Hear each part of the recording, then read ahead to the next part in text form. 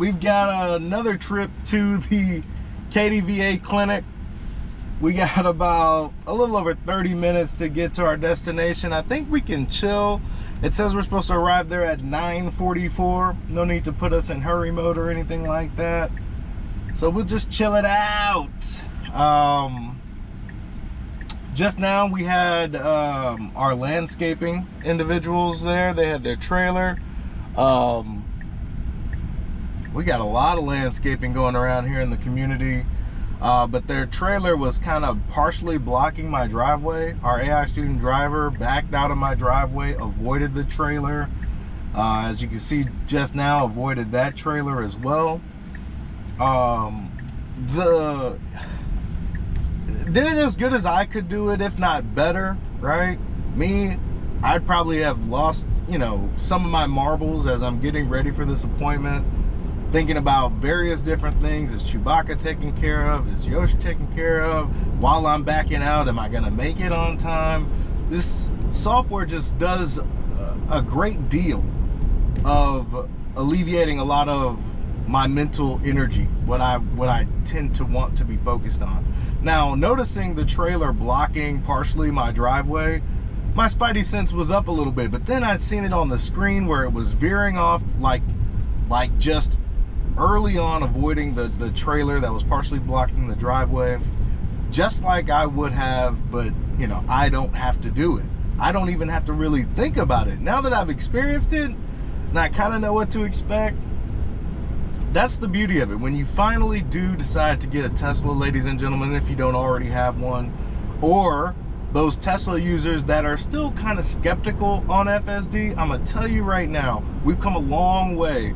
If you look back into my FSD journey, there's a playlist of FSD back from 11.3.6. Because even when I bought my Tesla, I knew I didn't want to play with FSD like that prior to 11. Like, FSD's come a long way, even from 11.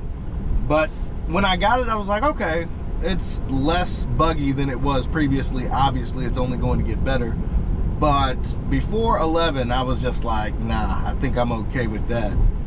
Now, on 13, this is a godsend. This is not only giving me back my energy, but I have a feeling in the very near future, it's gonna give me back my time. I'm going to be able to do so many more things from commuting. Like, I don't wanna go to this freaking VA appointment. It takes time out of my day. Just transiting, let alone being there. But if I'm able to conduct leisure or business and not have to pay attention to the road, I mean, I'm already experiencing it. I really am just monitoring, but my comfortability with the software has gotten to the point where monitoring is f***ing boring, ladies and gentlemen. I don't mind. I enjoy the scenery, watching the landscape pass me by as my vehicle drives me to and fro. That probably will never get old. I could watch 1,000 FSD videos. Shout out to FSD supervised. You know who I'm talking about, John, and JC. And Omar. I could watch videos all day. AI driver, dirty Tesla, black Tesla. I can watch this vehicle do things that I never dreamed was possible all day. And it doesn't truly get old for me, even though a mistake is far and few between. There's still some of these last 100 feet. I got a video that I'm gonna upload. Maybe I need to figure out the camera angles and cables, not angles, but cables, right? This camera overheats, and plus the battery is limited to about an hour, right? Unless I want to take it down to the lowest settings, and then you wouldn't be able to see anything anyway. So I got to figure out how to connect these cameras to the car so I don't have to worry about the battery at the very least. As summer starts to get a lot more apparent here in Southeast Texas, overheating becomes more of a factor. So keeping the car cool, 69 degrees with like the air conditioner on 8 or damn near full blast is going to be a must. But I digress. those are first world problems, to say the least. We'll figure it out. And, you know, I still haven't done any Uber. I'm signed up. I've done all the safety courses, which is kind of weird, right? Think about when you're not going to have a human in the car. You know, all the efforts that Uber has made to partner with an entity, right? That's their specialty, sexual harassment and things of that nature. Tesla's not going to have to do that because there's not going to be a human in the car. All right, there might be some other training that has to go on, especially if the consumer violates some of the user agreements. You know, there's some activities in the car, especially when you don't have to pay attention, that, you know, could be considered lewd or whatever, right? Your imagination could go wild. But Tesla won't have to do what Uber did.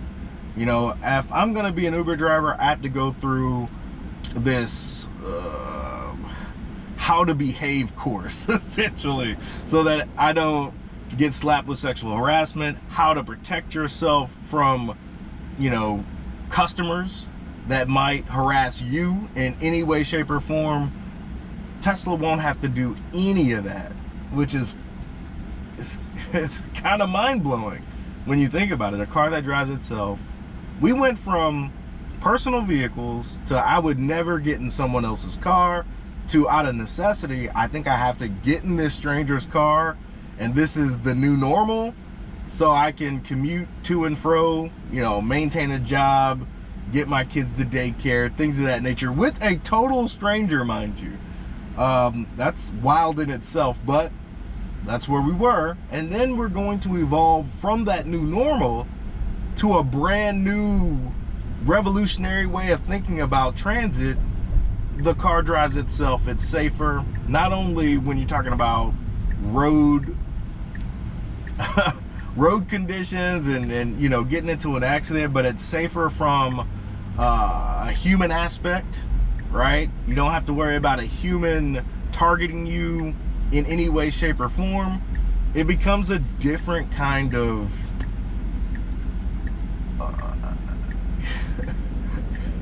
it's so pie in the sky, right? Because we're so adjusted to these new normals. It's gonna become normal to get in a car that has no driver, gets you from A to B. Not only would you be safer in that car, but you're able to do anything you want inside the car, whether it be read a book, take a nap, conduct business, you know, do calls, you know, you won't even skip a beat. It'll be like a traveling living room, essentially. So you can only imagine how revolutionary that would be as a commuter, getting your time and energy back as you see fit. But just thinking about all the applications Tesla has when it comes to infotainment, the various different industries that might pop up due to this revolutionary technology. And then you're talking about, you know, as we see an 18-wheeler pass to the left, you talk about freight. Semi is starting to get into full production. You get FSD to work on something like the Semi, and then truck driving becomes inconsequential, right? Like, that's probably one of the more, I couldn't do it. I'm a driver, so I couldn't be a truck driver. That I know for sure. But could you imagine those that are capable of driving? They could use FSD in the fashion that it's already in, as a supervisor, you know, making sure that everything's copacetic.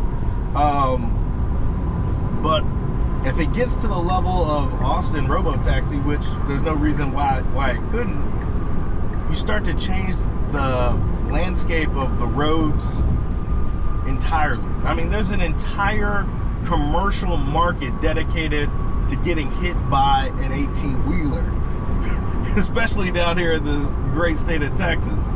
You know, you see billboards all over the place, hurt in a wreck, call blah, blah, blah. And, you know, if you get automation in that respect, that becomes a problem for, you know, the ambulance chasers, you know, or things will change, right? For the better. I look forward to it just reducing accidents on highways is one, but man, you start to think about all the possibilities that could come from having automated transportation, freight.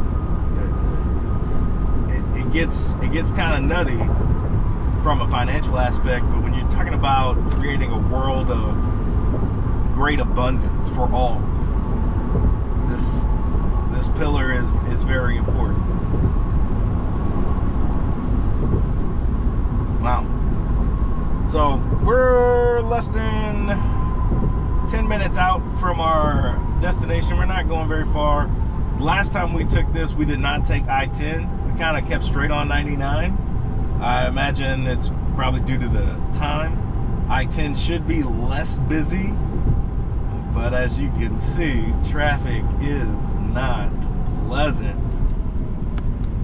So let's see how our AI student driver handles this as we begin to merge onto I-10. This may actually take a minute, might get us closer to our 10 o'clock destination. Yesterday, we got it on film, as much of it as we could. Going to Bush Intercontinental Airport, I had my co-pilot with me, Yosh-chan, along with Chewbacca, riding side saddle, essentially.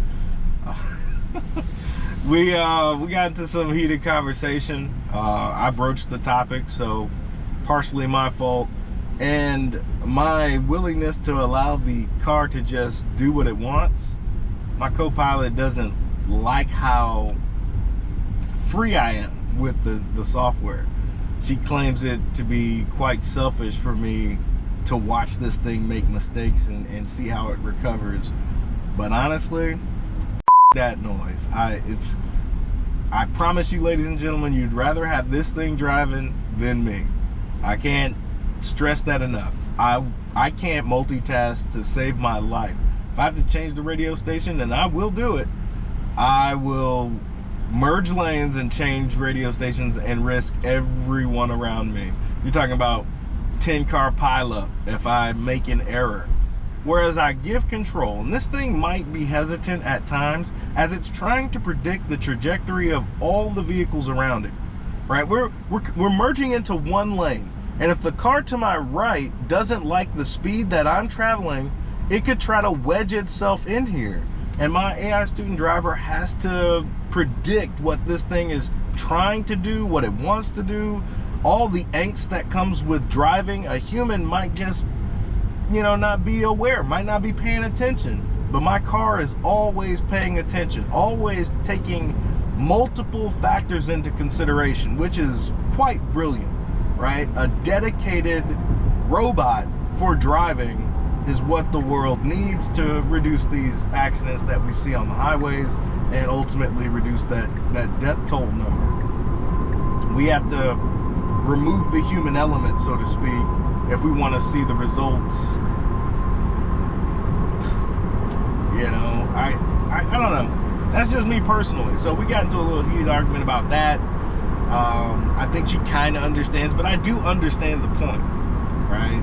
If FSD is not behaving as human-like as it should, then maybe it could cause accidents. But again, if I'm driving, I have a feeling I'm going to cause more accidents. As I continue to age, my faculties continue to diminish, my eyesight, my hand-eye coordination, my reaction time, my judgment, depth perception, all these things are slowly but surely eroding, ladies and gentlemen, whereas the AI is only going to improve. It just makes sense, right? And the humans around me, because the car is going to be safe, right? The humans have to adapt to that level of safety. That's just the nature of the beast. What she complained about was our car was too cautious. The other cars were trying to let me in, but because our AI student driver, which has a motorcycle slowly but surely trying to creep up on our right side, it's going to, even if let's just say the motorcycle waved me on, but was tailing me too strongly. The car isn't going to risk it, despite all the waving in the world. So she was complaining that the other car wanted us to proceed, but the AI student driver was like, there's not enough space. So I'm going to wait until there is enough space. But of course, our side seat driver said there's plenty of space to get in there. And it's like, the car doesn't feel that way, you know? So we went back and forth. In the end, she knows that this thing drives better than I do. So it's really just a matter of personal preference at this point. And we also got into the discussion about whether or not if FSD is engaged and we get freaking, oh, beautiful Cybertruck, I'm all for it. Young lady in the Cybertruck is what it looked like. Okay. Let's see what our AI student driver does here for the last 100 feet.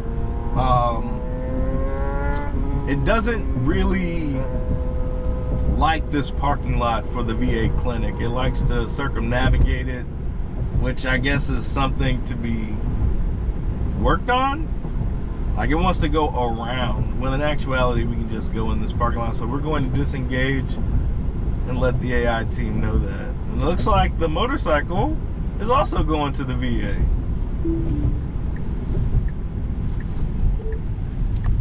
Navigational error. It wanted to kind of go all the way around the VA when this parking lot is right here. So as a matter of fact, we're going to park it.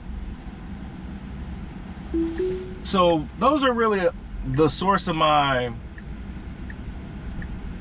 disengagements. The source of my disengagements happen to be navigational errors in general. So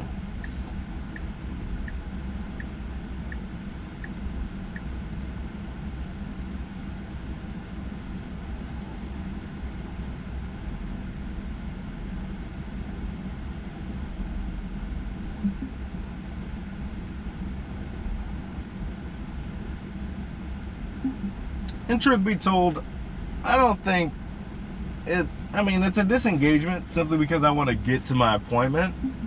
But if it was dropping me off at the front, you know, if it wanted to go all the way around, it probably would be a better scenario in that case. Like if it was dropping me off to go patrol or then find a parking spot, maybe that would have been better because you wouldn't have to worry about the rigmarole of cars coming in and out of parking spaces, things of that nature. So, I mean, it's all subject, right?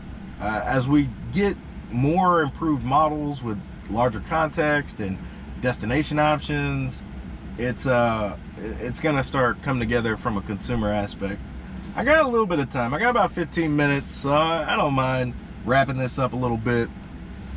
Ladies and gentlemen, Tesla isn't going anywhere. No matter what people say, what people do, this technology, just from an EV standpoint, stands out above the rest.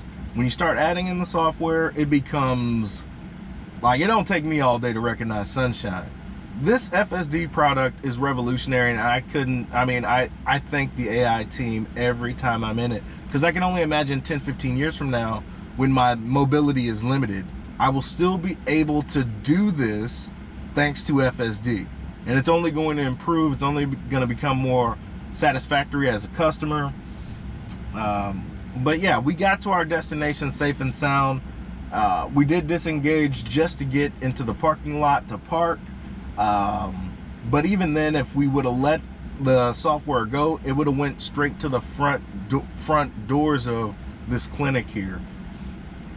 I love this software, and I can't stress it enough that if you try it, you will too. So I'm talking to people that have Teslas that don't really use FSD. I'm talking to people that are still using hybrids or internal combustion engines.